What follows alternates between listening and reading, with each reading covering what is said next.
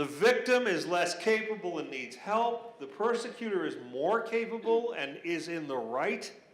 And the rescuer is more capable and occupies the higher moral ground.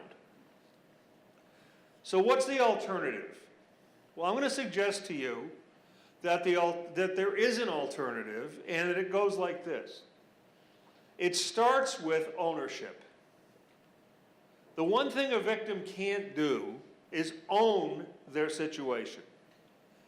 I didn't say take the blame for it. They can do that.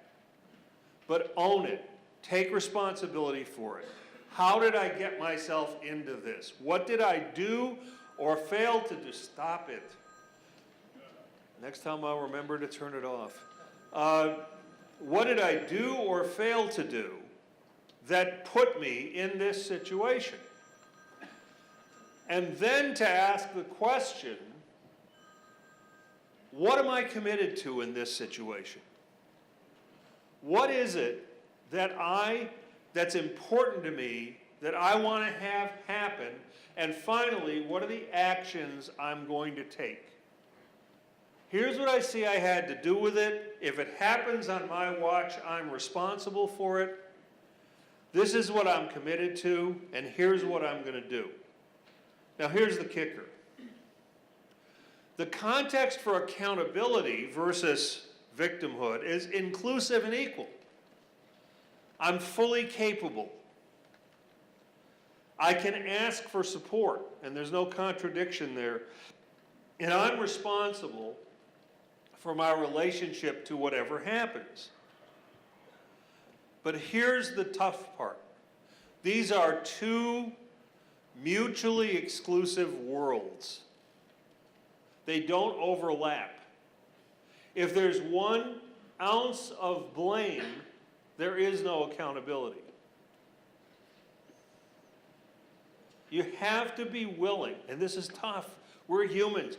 We love to blame. We're addicted to blame. Come on, tell the truth.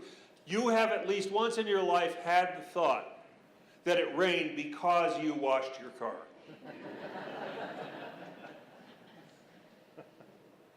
We love that stuff, because then we don't have to be responsible.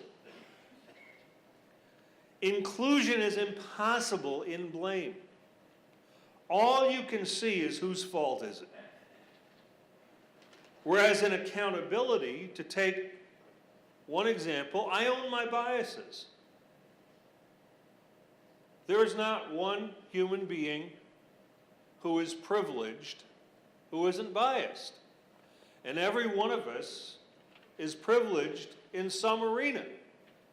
Some of us are privileged in a lot of arenas. You own that. I own that. When Ray and Dale and I started Gender Leadership Group, people said, well, you know, excuse me, you're 3 straight white guys talking about gender partnership and equality. We said, yeah, we are. We're privileged. We're in a position of power. You know what? The straight white guys who run companies will listen to us. We're going to use that. We're going to leverage that. You know, not to sound too much like a superhero, but we're going to use our privilege for good. We own it. We're responsible for it. I'm not going to take advantage of it. I'm not going to use my privilege to be a persecutor or a rescuer. I'm going to use my privilege to get me the ear of people who will listen to people who look like me. This is really, somebody really wants to talk to me. Okay. That's a good idea.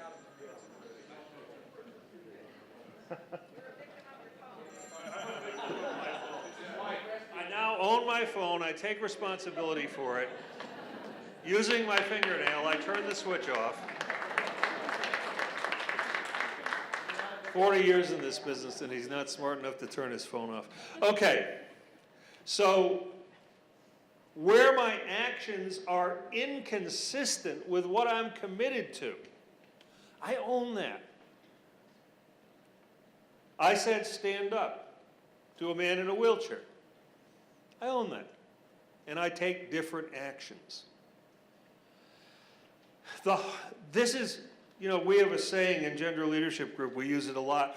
This is common sense, but it's not common practice. There's nothing difficult here. And what's difficult is giving up our addiction to blame, our addiction to being a victim, or if your resting state is a rescuer or a persecutor. No persecutors in this room, I'm sure. How many of you know damn right well you're a rescuer? Come on. Yeah. So giving that up and owning, that's what I want to do.